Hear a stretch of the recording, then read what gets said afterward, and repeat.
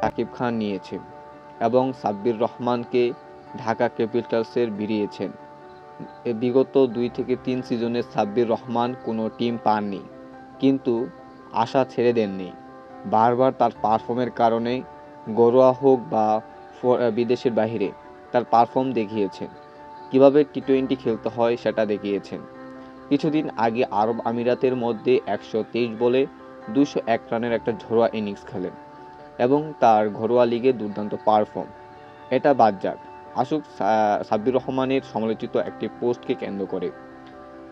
সাব্বির রহমান সাম্প্রতিক সময়ে তার ঢাকা ক্যাপিটালসের ফ্র্যাঞ্চাইজির ম্যানেজমেন্টের সাথে একটি কথা বলেন যে, এই ঢাকা ক্যাপিটালসের অর্ধেক ফ্যান শুধুমাত্র আমার জন্য এসেছে। কারণ হচ্ছে যে আমি অনেক আগে অর্থাৎ ২০১৩, ১৪, ১৫ সিজনে দুর্দান্ত পারফর্ম করেছি, যার ফলে আমার অনেক ফ্যান ক্রিয়েট হয়েছে এবং ২ মৌসুমে আমি দল পাইনি, যার কারণে আমার ভক্তরা হতাশ হয়েছে।